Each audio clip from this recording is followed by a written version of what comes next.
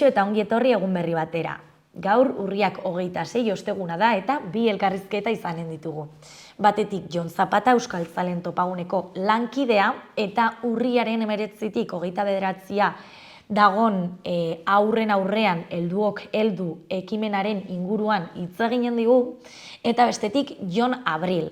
Jon Abril Mugerri elkarteko kidea da eta Intzola pasoko bidea liburua aurkeztu du Ziburuko Jakintza elkartearekin batera, bai Berako udalaren laguntzarekin, bai Nafarroako gobernuaren laguntzarekin, eta liburu horren inguruan hitz eginen dugu. Baina beti bezala elkarrizketak baino lehen goazen betiko dukiarekin.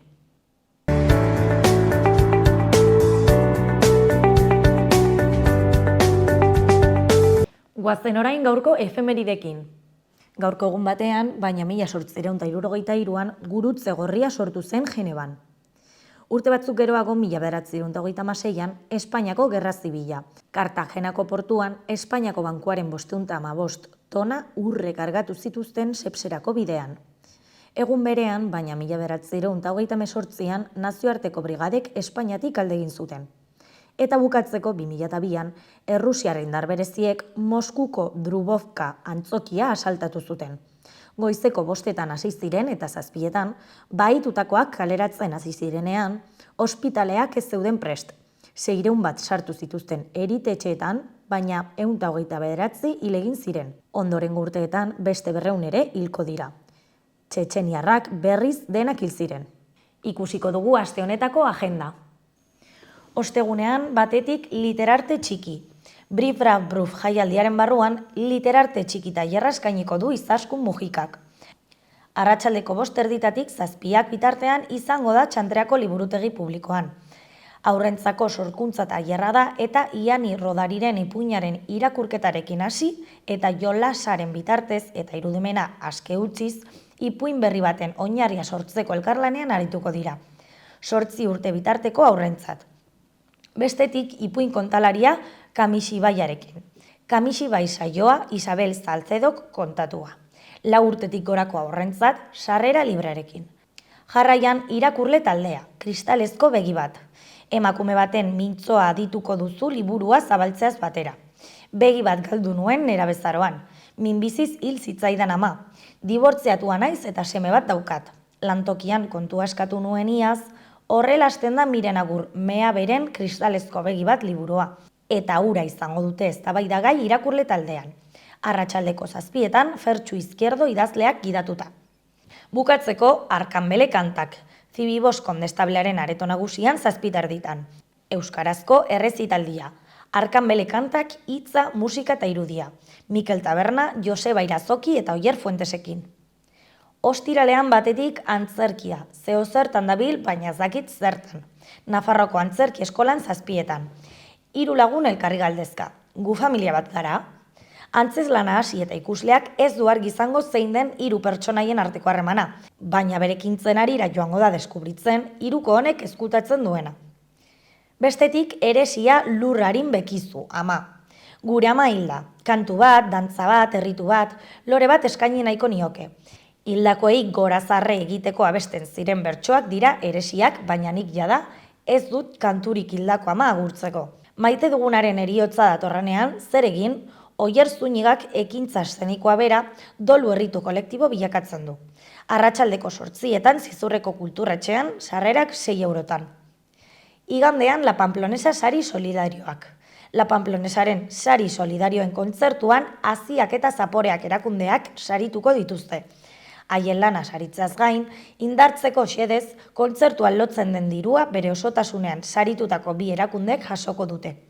Ikuskizunean bertan, La Pamplonesarekin batera, hainbat gonbidatu igoko dira Ogoltzara. Haien artean, Enrique Villarreal Eldrogas eta Ibilbedi taldeko Ibai Osinaga eta Ametsa Aranguren. Sarrerak Gaiarren zein webgunean eskuratu daitezke 12 euroren truke.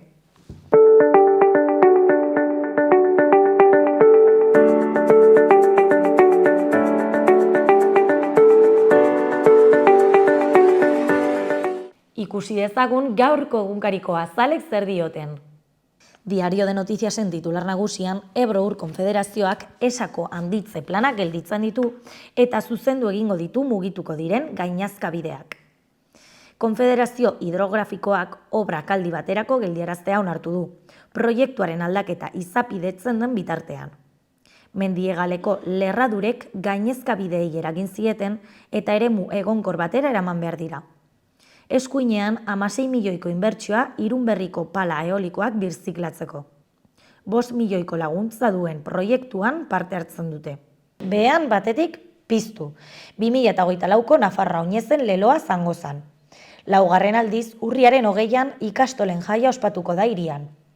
Bestetik, Nafarroako txahal lehiaketarik bikainena. Argazki nagusian, unibertsitarioen eta enpresen topaketa. Nafarroarenan egin zen atzo, Nafarroako Unibertsitate Publikoak sustatutako enplegu eta ekintzaileari buruzko 16. topaketan 70 enpresak hartu zutenak parte. Eskuineko berrietan batetik, foruzaingoaren araudi berria, 23,3 milioi kostatzen zaio Nafarroari. Agenteek batez beste, 21.000 euro kobratuko dituzte atzera eraginez aplikatzeagatik. Bestetik, Israelek bisatuak ukatu dizkio neberi, Guterresekin izandako polemikaren ostean. Eta bukatzeko, foru gobernuak kudeatzaile izendatu beharko du 38 kontzejutan eta 8 udaletan. Diario de Navarrako titular nagusian, Nafarroako sektore eolikoak erreibindikatzen du Txinaren lehiaren aurrean. Erreskate plana lurreratzea eskatu du, Asiako taktika oldarkorren aurrean. Behan, foruzaingoek 21.000 euro kobratuko dituzte batez beste azaroan atzerapenengatik. Argazki txikian, Maria González bere taxiarekin Artaxoako esiaren aurrean. Izenburuan, Artaxoak badu taxilaria. Interesik gabeko urteak igaro ondoren, plaza bete egin da. Argazki nagusian, palestinar batek besoetan darama atzo Gazan izandako bombardaketa batean zauritutako neskato bat. Tituluan, Israelek betoa jarri dio eneberi. Nazio Batuen ordezkariei herrialdean sartzea ukatu die, idazkari nagusia Gazako okupaziora joan delako. Garako argazki nagusian, milaka langile publikok Bilbo, Donostia eta Gasteizko kaleak hartu dituzte aldaketak eta hobekuntzak eskatzeko. Labek, Elak, Komisiones Obrerasek, Esteilasek, Estates eta Esek deituta, Arabako, Bizkaiko eta Gipuzkoako milaka langilek bat egin zuten atzo sektore publikoaren grebarekin soldata eta lan hobekuntzak eskatzeko, bai eta erabakitzeko eta negoziatzeko esparru propioa eskatzeko ere. Titular nagusian, AHT-ren kostua 18,73 igo da 11 hilabetetan. Abiadura handiko trenaren obrak Gipuzkoan egiteke dauden tarteetan, nabarmen garestitu dira urtebete baino gutxiagoan, 2022ko azaroan aurreikusitako 209 milioi eurotik azken eguneratzearen 258 igaro baitira. Beiko berrietan batetik, Arabako batzarrek mahatsa kostuaren azpitik ez ordaintzeko eskatu dute. Bukatzeko, eneberen aurkako oldarraldia bortiztu eta grifisi bisita ukatu dio Israelek. Berrian argazki nagusian Gasteiz, sindikatuek deitutako manifestazioan atzo. Titularrean, galdutakoa berreskuratzeko eskatu dute funtzio publikoko greban. Hezkuntzan eta garraioan izan du eraginik handiena, Araban, Bizkaian eta Gipuzkoan deitutako lanuzteen lehenegunak. Sektore publikoa indartzea galdegin dute sindikatuek. Beko berrietan batetik, sehaskak manifestaziora deitu du Beskoitzeko ikastolaren alde. Bestetik, azaroaren amaieran espero dute hezkuntza legearen testua onartzea. Alboan, Gaza, Israel, eneberekin aurrez aurre. Tel Avivek Nazio Batuen erakundearen kontrako neurriak hartu ditu, Guterres idazkari nagusiak Hamas justifikatu duelakoan. Bukatzeko, Euskal Elkargoak alokairuen prezioa mugatzen halko du 24 udalerritan. Neurria hiririk jendetsuenetan ezartzeko aukera izanen da. Euskal Herri Erratiko berri nagusian, esa urtegi handitzeko lanak geldirik. Segurtasun faltagatik geldirik daude esa urtegi handitzeko lanak Rio Aragon elkartearen esanetan. Lan horien kontratua eteteko eta proiektua berrikusteko eskatu du talde horrek. Bideragarritasun eza onartzeko eskatu diote Ebroko Ur Konfederazioari. Beste berrian, trastoteka gauzen liburutegia sortu du geltokik. Etxean eta noizbehinka erabiltzen diren objektuak aldi baterako mailegatzeko espazio komunitarioa da. Astearte eta ostegunetan arratsaldez eta larunbatetan goizez egonen da zabalik. Bukatzeko, edari energetikoek, arrisku jokabideak, jarrera violentoak, hiperaktibitatea, arreta defizita eta bar eragiten dute. Nafarroako gobernua adin txikikoen artean edari energetikoen kontsumoa debekatzea aztertzen ari da. Euskal Herria Irratian Ane Azkona nutrizionistak azaldu ditu edari hauen arriskuak. Egunero 10 miligramo taurina kontsumoa da gomendagarria eta edari hauek 2000 miligramotara iristen dira pote bakar batean, esan du Anek.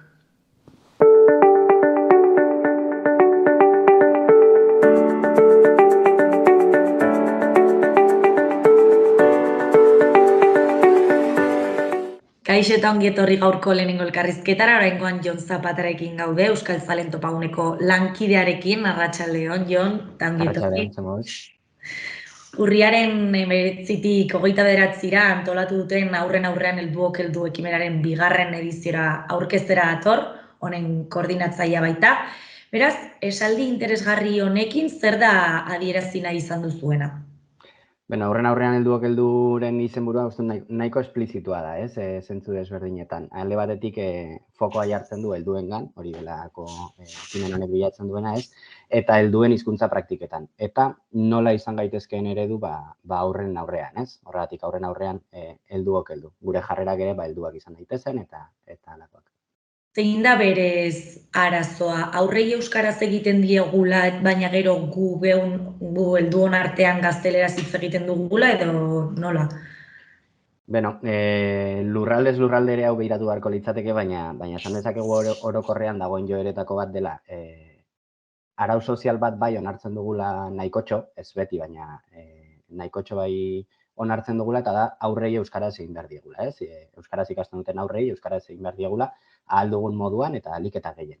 Eta hori eskertzekoa da, hori aldez aurretik esan nahi dugu, ze bada esfortzu handia kasu batzuetan.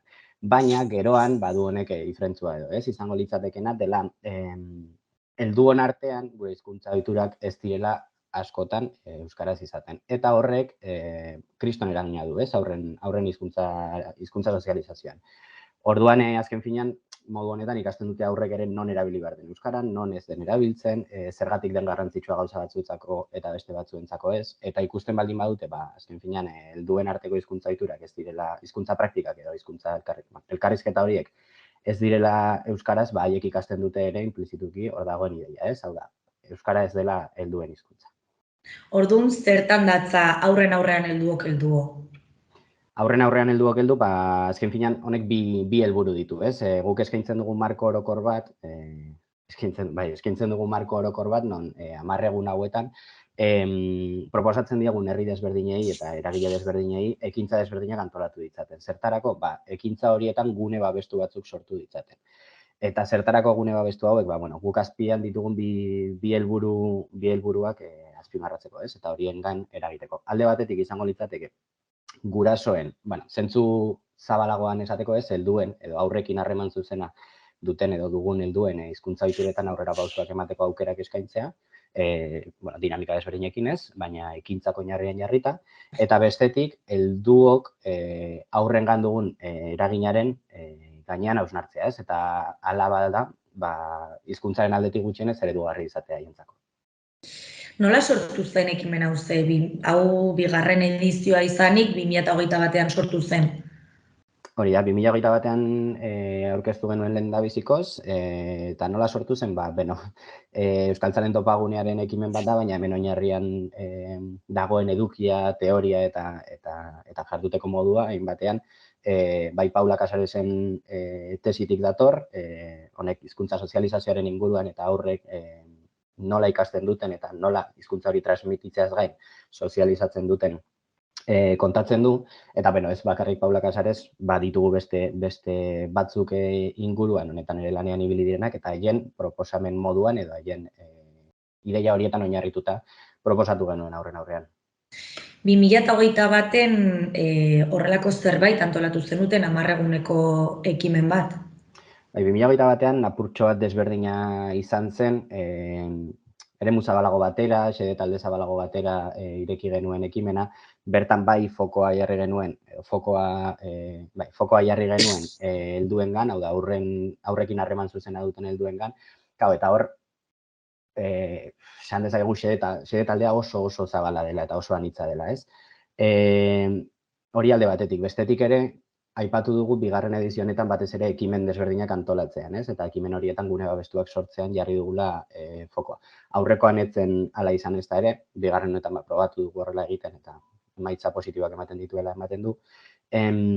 Gehiago zen, espazio batzuk identifikatu, eremu batzuetan praktikan jarri eta bai igual egunerokotasunean txertatzeko ekimen bat izango litzateke. Bigarren edizio honetan aldiz batez ere espazio zehatz horietan sortzen eta desagertzen diren gune babestu horietan praktikan jartzeko aukera eman dugu. Ze ezaugarri ditu ekimen honek? Bueno, ezaugarriak baino aipatuko genuke bigarren ediziora begira batez ere fokua jarri nahi izan dugula, bai aurrekin harreman zuzena duten helduengan, baina batez ere guraso eta zaintza lanetan ibiltzen diren eta garen bestelako helduetan, ez?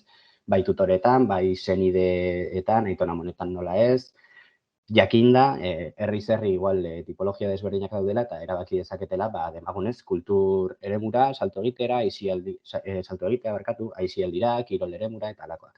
Hori batetik aipatuko genuke, bestetik, gurasoen gana fokoa jartzearen beste kontu bat izango litzateke, guraso elkarteen gana hiltzeko bide bat aurkitu dugula, ez, modu batean. Aurrak erdigunean jarrita edo aurren ganako eredugarritasun hori erdigunean jarrita. Bestetik, ze beste ezaugarri izan ditzake, azken finean, proposatzen dugu ekimen hau ahalduntzetarako, helduen ahalduntzerako, saretzerako eta sentsibilizaziorako.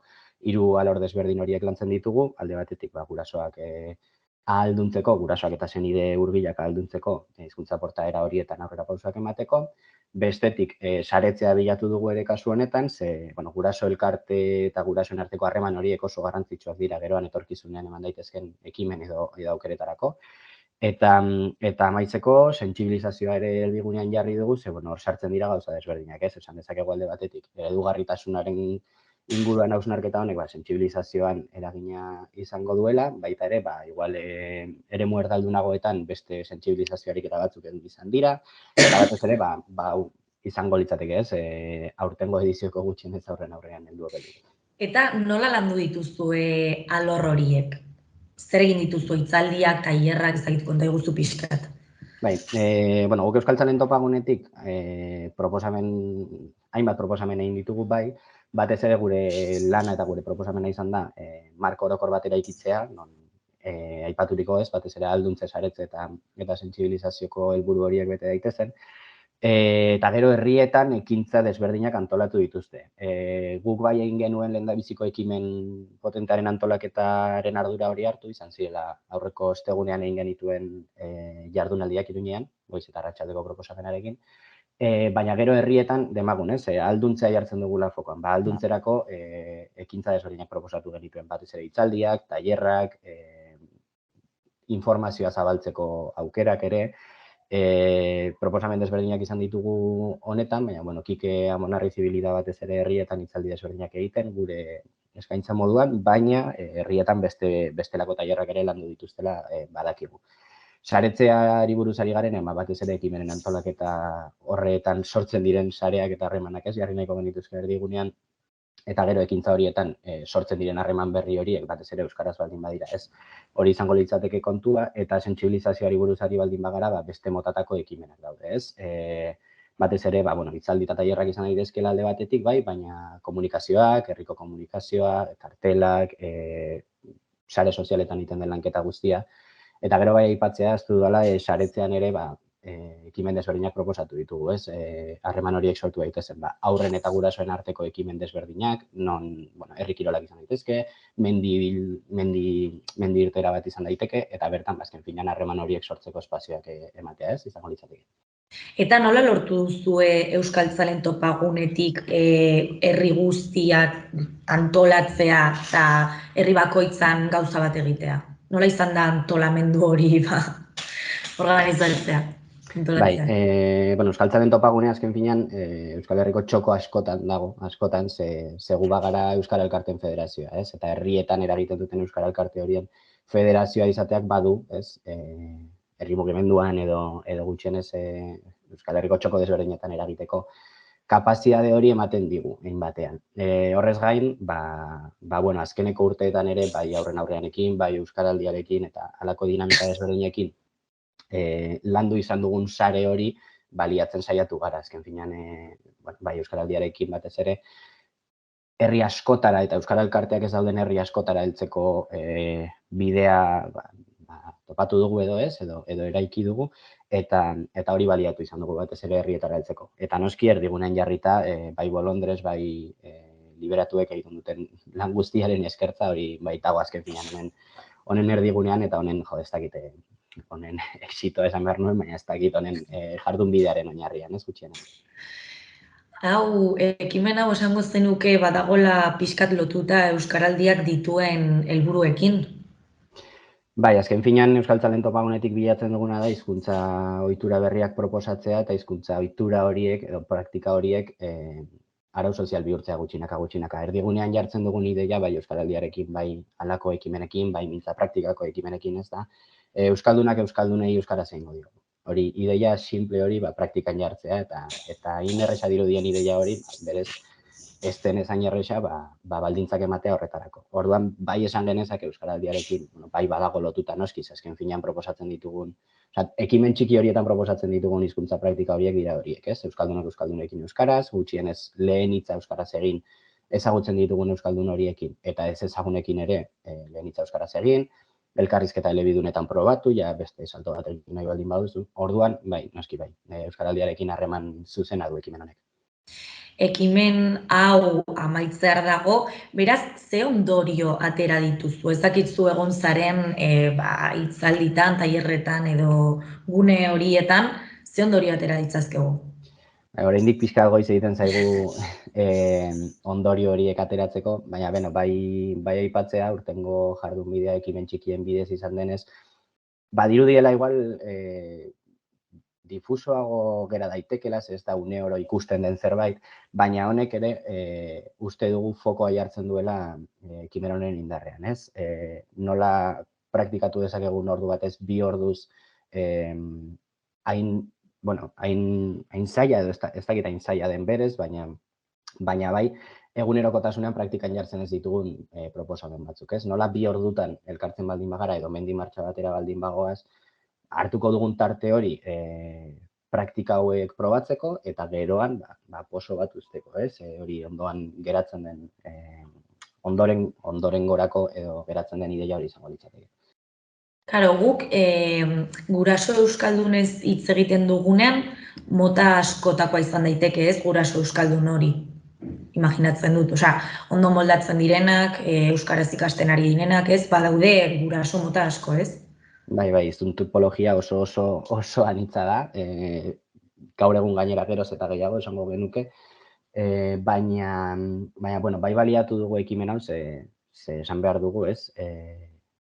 Gaur egun dauden guraso gazteak eta ezen gazteak, ez, izan dira ereduan hasieratik edo ereduan txikitatik matrikulatzeko izan duten, aukera izan duten horiek, ez? Honek zen ematen digu, talde potentzial handi bat.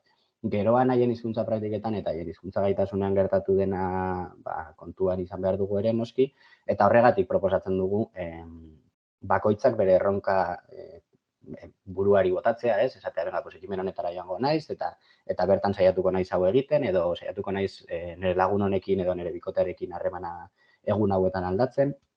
Orduan, bai, zalantzari gabe, hiztun tipologia oso anitza da, oso anitza. Baditugu erdaldunak euskaraz ulertzen dutenak, baditugu euskaraz hitz egiteko gaitasun gehiago edo gutxiago dutenak, eta orduan hori guztia kuadratzea eta mundu guztia eroso sentitzea horrelakoetan badakigu ez dela erraza izaten, baina saiatzen gara baita ere proposatzen hau konplexurik gabeko ekimen bat bezala, non baita ere proba txiki hauen bidez lotxa galtzeko aukera dugun eta halako ideia. Nolakoa izan da parte hartzea? Espero zenutela lortu zuez, lortzen ari zarete? Bere, sorpresa politak eramaten ari ditugu, jasotzen ari ditugu batez ere herrietatik, hasieran bazirudien pixkat geldoagoa joanen zela, ze bai aipatu behar dugu, noski honek ez dituela izan Euskaraldiaren helburu masiboak, zinezkoa delako ez, urtean behin alako ekintza masibo bat antolatzea, eta gaina uste dugulako ez dela guztiz positiboa une oro pentsio honetan izatea bai herriak eta alakoak, baina bai jaso ditugu sorpresa politak ze herrietan ekintza asko antolatu dira, herri askotan, eta azken finean ia 80 herri eta auzotan eginen da ekimena, zifra polita dela uste dugu, zalantzarik gabe, eta horrek zer esan nahi du, azkenean ia 80 herri horietan edo auzo horietan ekintzak antolatu dituztela. Orduan, badakigu bai, eta oso impresio positiboa gutxienez jasotzen ari gara azkeneko egunotan. Zer gelditzen da aste honetarako?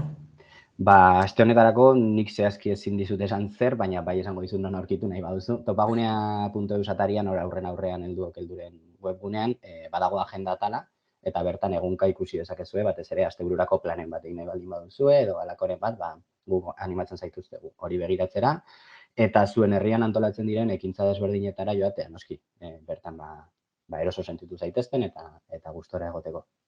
Eta Iruñan badago zer nolako ekipenik edo hori egin zen hasierakoa eta listo? Baina, Iruñan ekimen desberdinak antolatu dira, batez ere auzo batzuetan, Arrosadian, Lezkairun, eta Iruña herriko beste herri batzuetan ere, eta ziur nago asteburu honetan ere ekintza desberdinak izango ditugula bai. Oso ongi Baion, mila esker elkarrizketagatik, espero ezagun asteburu on pasatzea, eta euskara gurasoen artean sustatzea. Mila esker eta plazer bat. Mila esker zuei. Gaurko eta biharko eguraldia entzun dezagun orain. Gaur eguraldi euritsua. Erruz eta etengabe ginen du, batez ere Kantauri isurialdean eta tarteka zaparrada mardulago batzuk ere botako ditu. Arratsaldeak aurrera gina hala, frontea aldendu joanen da eta atertzera egingo du. Euriaz gain, haizea ere bizi ibiliko da. Barnealdean hego-mendebaldekoa boladakada gogor ibiliko da, batez ere Araban eta kostaldean mendebal ipar-mendebaldekoak ere tarteka gogor joko du. Temperatura maksimoak goizaldean neurtuko dira, eta arratsaldea zertxobait freskoagoa izanen da. Eguneko minimoak gauean neurtuko dira. Bihar giro aldakorrak jarraipena izanen du. Haizeak mendebal ukituarekin jarraituko du eta euri pixka bat egin dezake. Goizean goiz giroa lasaia izanen da, baina orduek aurrera egin ahala hodeitza ugaritu eta arratsaldean euria egin dezake. Gauza gutxi, batez ere Kantauri isurialdean. Goizean hego-mendebaldeko haizea ibiliko da, bolada gogorrekin, eta arratsaldean mendebaldera aldatuko da Kantauri isurialdean, eta ahulago ibiliko da. Temperaturak koska bat behera ginen du.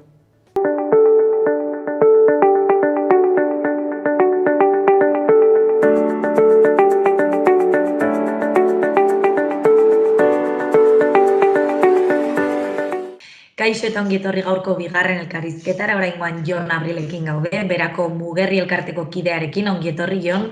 Eskerrik asko. Intzola pasoko bidea liburu argitaratu berri dute Berako Mugerri eta Ziburuko Jakintza elkartek, Berako udalaren laguntzarekin eta Nafarroako gobernuaren laguntzarekin, zer biltzen du liburu honek Jon? Bai, Intzola Berako mendian dagoen leku bat da, Ibardin inguruetan, eta 18. mendearen bukaera arte, Lapurdi eta Nafarroa arteko komunikazio bide nagusia izan zen, leku estrategikoa, 18. mende bukaera arte, eta oraindik 19. mendearen ondarrera arte ere segitu zuen garrantzi handia izaten, orduan Ibardingo errepidea ireki zenean, komunikazioak Ibardindik pasatzen. Baina ordura arte, erran bezala, mugan bi aldetako, harremanetarako ezinbertzeko pasabidea izan zen.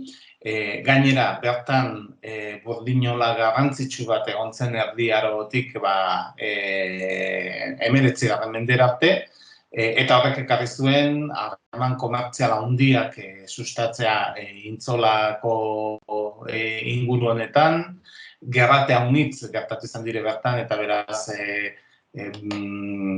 hori ere bildua dago liburuan, bertzelako, eta horrek denak ekarri du ez, bertzelako ondare bat ere egotea inguruetan. Beraz, balio handiko gune bat izan da, batez ere gizakiarentzat pasoko bidea izan delako, erromatarren garaietatik hasi, eta 19. mendearen bukaera arte, ez? Eta ja 20. mendean bertze funtzio bat hartzen du, batez ere aisialdirako, beratarrek ongi ezagutzen dugun inguru bat da, inguru fresko bat da, eta beraz udarako agitze aproposa dena, urtsua, eta hortik ere bere izena intz hola, badena, eta gero gainera, nahiko zokoa da, eta kontrabandorako ere, aproposa izan da 20. mendean zehar, eta Espainiako gerraren bueltan ere, inguru hortan ere, hainbat gertakizun gertatutakoak, beraz, ikusten dugunez historia osoan zehar protagonismo handia izan duen tokia gure eskualdean. Ez bakarrik beran, baita Ziburu, Donibane Lohitzune eta Urruñako herriekin ere, harreman horretan ere eragin handia izan du, ez? Beraz, Itzola pasoko bidea tituluarekin zer adierazi izan nahi duzue? Bere balorea? Bai, hori da, ez? Intzola batez ere pasoko bidea izan dela, hegoaldetik iparraldera eta iparraldetik hegoaldera, eta horrek markatu egin duela bi aldeen arteko harremanak, eta bazkenean pasoko bide guztietan bezala gizakiak jarduera ekonomiko, sozial, politiko handia eduki izan duela, ez? Nola sortu zen proiektu honen ideia, ze ikerketa baten, oinarritzen da? Bai, hala da. Berez, Ziburuko jakintza elkarteko kideek egin dute ikerketa lan hau, eta bereziki Pol Badiola eta Gila lanek. Lehendik ere Mugarri elkartetik bagenuen harremana jakintza elkartearekin. Jakintza elkartea Zigurundu egoitza, baina batez ere Ipar Euskal Herri osoan tokiko historia eta tokiko ondarea berreskuratzeko lan haunitz egiten duen elkarte bat da, lan voluntarioan oinarritua batez ere, eta berako hainbat ondare eta historia lan eta bilduak zituzten, eta haien berri bagenuen, eurekin jende guztiarentzat irekitako hainbat txango antolatu izan ditugu berako ondare hori hobekiago ezagutzeko, hitzaldiak eta jardunaldiak ere antolatu izan ditugu, eta harreman horretatik aipatu ziguten nola ikerlan hau egina zuten, ongi dokumentatua, argazki haunitzekin, eta eurek frantsesez eta zuten lana, eta iruditu zitzaigun gure herriaren historiaren parte handia zenez, eta Mugarri elkartearen egitekoa badenez, nolabait herriko historia eta ondarea ezagutzera ematea, interesgarria zela, liburu formatuan argitaratzea, eta berako udalarekin ere beti harreman estua izan du jakintza elkarteak, eta guk ere bai, Mugarri elkarteak, eta beraz, hiruen arteko elkarlan modura edo planteatu genuen, zergatik ez liburu honi formaman, ez? Eta pixkat, Mugarri elkarteak hartu du ardura, euskarara ekarri, liburu formatu hori eman eta zabaltzekoa. Nolakoa izan da prozesua, itzulpen horren prozesua, nola hasi zinaten? Nolabait jakintzak gure esku utzi zuen frantsesez egindako lana oso osorik, eta zuten hemendik antzinera zuen egoki ikusten duzuen moduan zabaltzeko. Eurek prestatu zuten formatua egokia iruditu zitzaigunez, itzultzaile profesionalen esku utzi genuen itzulpen lana, kalitatezko lan bate izan zedin, eta gero profesional batek ere maketazioa, eta gure lana gehiago izan da kasu hortan koordinazio lan bat, eta lanak emaitza txukun bat izatea bukaeran, eta orain horren zabalkunde eta salmentaz arduratzea. Eta zer aurkituko dugu liburu horretan? Zer nola argazkiak, letrak?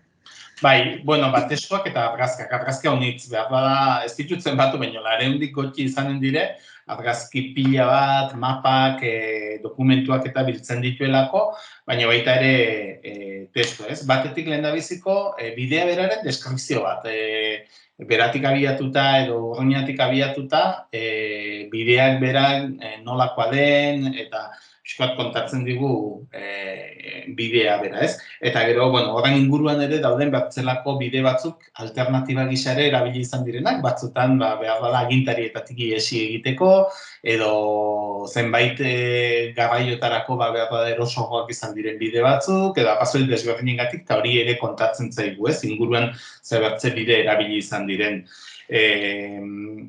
Eta alde bakotxean erabilera desberdina nola baita eman zaio, ez? Hau da, agian iparraldekoentzat gehiago izan da hegoaldearekin lotura bat, hegoaldekoentzat ere izan hori, baina gehiago behar bada jarduera ekonomiko bati ere lotuagoa, eta beraz herrirako aberastasun handia. Beran meategiak bazeuden, lesakan ere bai, eta beratan lesakako meategietako burdin hori intzolako burdinolan erretzen zen, ez? Eta beraz, tokiko ekonomiaren garapenerako leku estrategikoa izan da 18. mendearen bukaera arte edo, ez? Eta pentsatu behar dugu Pirinioetan mendebalderaen zegoen pasoko bide nagusia zela hau, lehendabiziko zubia bidaso gainean 18. mendearen akabailan eraiki zelako, eta beraz bidasoa ezin zen gurutzatu ez bazen bide honetan, beratik Lapurdira joateko hau zen bide nagusia, ez? Eta hau, erromatarren garai azkeroztik, baditugu arrastoak erromatarrak bertatik pasatu zirela, eta bideak berak ere izena unitz hartu izan ditu, eta horrek erakusten du izan duen importantzia, ez? Izan da, intzolako bidea izena du, baina izena du ere erromatar bidea, eduki du Espainiako errege bidea izena eduki du Donibane Lohitzuneko bidea, Napoleonen galtzada, Napoleonen bidea, Usategitako bidea, horrek erakusten du gizakiak zenbat erabili duen, ez? Eta, hori dena ere kontatzen da, baina antzinetik ere, inguru honetan protohistoriako ondare arkeologikoa haunitz aurkitu dire, Kronletxak, Arrespilak, horrelako ondare haunitz aurkitu da, beraz, badakigu izan dela gizakiak orain dela milaka urtetik bizi izan den eremu bat, eta hori ere kontatzen da, ez? Gainera mugan dago, hau da, bi estatuen arteko banalerroan gainean dago, eta beraz horrek ere markatu daunitz, eta horren kontakizuna ere egiten da, eta batez ere haunitze zentratzen da Euskal Herriko metalurgia industria hornek izan zen garrantzia, eta egan bezala, argazki haunitz ikusiko ditugu, bai berako meategitakoak, mapak, grafikoak, garai bateko burdinoletako eta kokapenekin, edo haien arrastoekin, eta, pixka bat hori dena kontatzen zaigu liburuan, eta azkeneko zatian behar badaia gehiago 20. mendeko arrastoak, ez bai frankismoko esklabuekin nola eraiki zen inguru horietan guztietan ere pelerroa edo bunkerra ez josi zela inguru guzia nolabait muga babesteko Europatik etortziteken inbasio bati beldur, baina baita ere kontrabandoak hor izan duen garrantzia, edo gerora ere Ibarringo lepoan benten bidez eta egin den ekonomia garapen guzia, ez? Orduan, nahiko ikuspegi zabal batetik hartua da, baina uste dute gure herriaren historia eta ibilbidea ezagutzeko agitz baliagarria zaigula. Nori zuzendutako liburua dela esango zenuke? Segurazki nagusiki eskualdeko jendearentzat, intzola ezagutzen duen jendearentzat, edo intzola ezagutu nahi duenarentzat ere bai, ez? Egia da, tokiko historiaz ari gara, eta tokiko historian interesa eduki dezaken edo nork, eta azkenean Euskal Herriko historiaren parte ere bada, eta modu agitz ulerteraz eta baix batian irakurtzeko den liburu bat denez, bi lurralde hauen arteko harremanaz gehiago ezagutu nahi duen edozeinentzat uste dut balio dela liburuak. Zer suposatu du zuretzat prozesu honen parte izatea? Bueno, gure herriko historian gehiago sakontzea eta gehiago ezagutzea, ez? Eta gure ondareari balio hori ematen laguntzea nolabait, ez? Gure lanak kasu honetan ez da ez ikerketan aritzea izan, gehiago divulgazio lan bat izan da.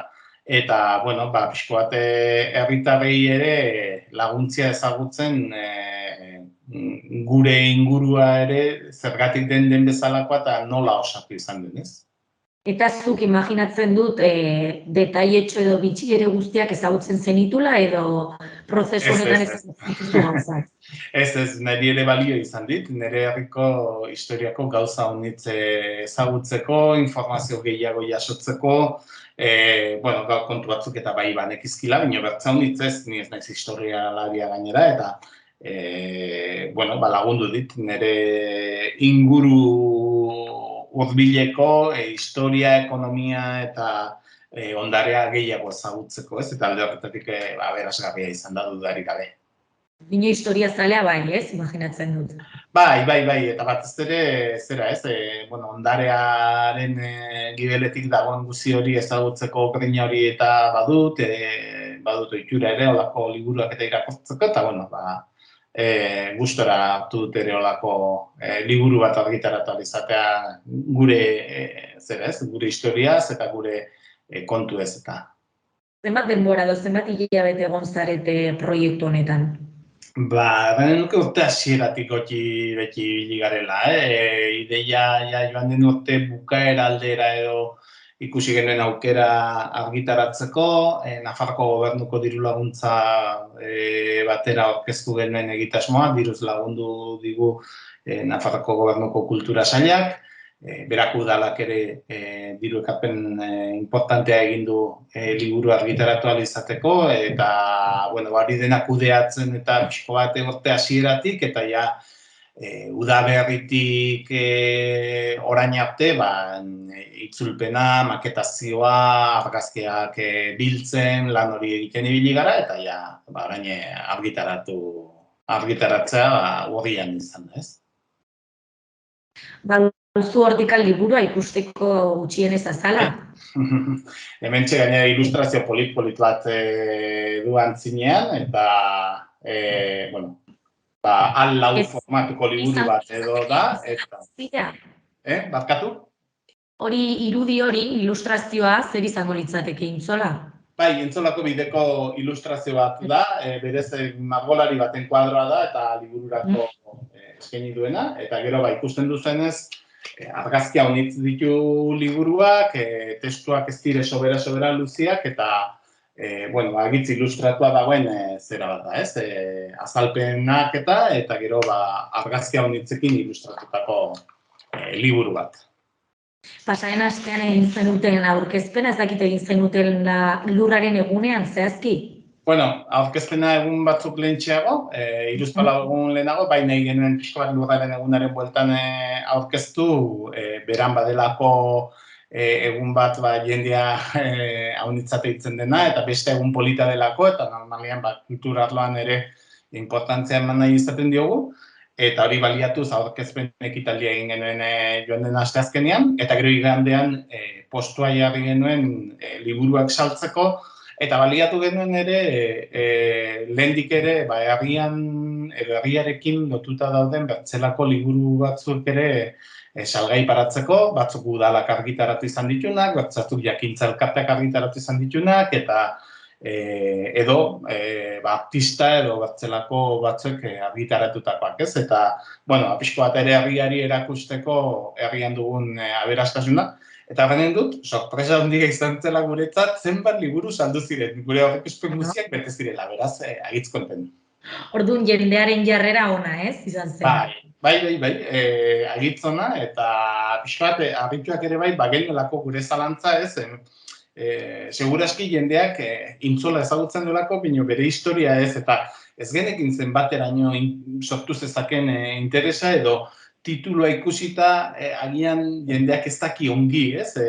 Kasik liburu ireki behar baduz ikusteko zeri buruzkoa den liburua, ez? Bai, intzolari buruz bai, baina intzolako zer kontatzen duen, ez? Eta bai, interesa piztu du, eta jendeak hurbildu zen, eta orain ere, berako liburu dendetan ere salgai jarri da, eta badirudi interesa egon badagola. Claro, imaginatzen dut, aurkezpenean bai azaldu zenutela, ez, zeren inguruan den, zer kontatu duen, hori bai, ez? Bai, hori da, aurkezpena hori izan zen, egileak ere bertan ziren, eta pixko bat, liburuaren zergatiaz gain, edukian pixko bat mamitu genuen ere bai, ez? Bertan kontatzen dena, eta, pixko bat kontatu dizueda dena, ez? Garai diferentetan izan zen eragina, eta gaur egun nola, kasik aizialdirako bakarrik gelditu zaigun inguru baten, ez? Lehen galdetu dizut, zer suposatu duen zuretzako horrelako liburu baten prozesuan egotea, eta Mugerriko elkartearentzat zer suposatu du? Gurea elkarte nahiko berria da, 2021 batean sortutakoa, egia da lehendik ere hor gabiltzan jendea bertzelako proiektu batzutan aritu ginela herrian, batez ere kultura eta ondarea berreskuratzeko edo agerian paratzeko, Isidoro Fagoaga musikariaren ibilbidea eta historia ezagutzera emateko, edo Julio Carabarojaren mende horrenaren arira ere antolatu genituen, edo San Miguel Zubia berreskuratu eta zera, baina, elkarte moduan 2021 batean hasi ginen. Elkarte txikia eta xumea da gurea, urtero, hitzaldi txo batzuk eta horrelakoak antolatu izan ditugu, ibilbideak pixkat gure ondarea eta ingurunea ezagutzeko, eta hau da, nolabait, segurazki, bai aurrekontu aldetik eta bai formatuagatik eta pixkat gure ohiko lanetatik eta ateriden proiektu bat, ez? Orduan, eskatu digu, agian ez ohiko lan bat, eta hain ohitxuratuak ez gauden lan bat egitera, baina, baldi berian ere bada elkartea bera ezagutzera emateko bide polita, ez? Eta ikusita jasan duzuen exitoa agian hainbatzen zarete beste bat egitera, ez? Alegin hori eskatzen du egia, bai guretzat elkartearentzat, baina baita ere ekonomikoa ere. Kasu honetan, holako liburu batek bere burua ezin du estali salmenta bidez bakarrik, eta berako udalaren ekarpen garrantzitsua izan da, segurazki urtero horrelako liburu bat argitaratzeko moduan ez gara egonen, eta edukia ere prestatzeak lan handia eskatzen du, ez? Kasu honetan edukia nahiko, prestatua zegoenez, erraxagoa izan da, baina ez dugu aztertzen antzinera begira bertzelako lanen bate argitaratzea, baina ez da izanen gure ohiko jarduera nolabait. Edo ez behintzat ez? Eskualdeko eta zonaldeko jendeak eskura ezan, ez? Liburua ze liburutegitan egonen da salgai? Berako liburu dendetan paratu dugu oraingoz, Agara, Igone eta bi estankotan, eta bertzela gurekin harremanetan paratu, mugerriabildua@gmail.com elbidean bitartez, eta helaraziko diogu jendeari ere liburua eskura paratzeko modan, beratik kanpo ere lortu nahi duenarentzat. Eta Lapurdin ez duzue jarri? Bai, jakintza elkartearen bidez ere zabalduko dugu, eta aukera egonen da eskuratzeko ere bai. Oso ongi Baion zorionak, benetan, zuen lanagatik, eta eskerrik asko eskaini diguzun elkarrizketagatik ere. Eskerrik asko zuei. Hori...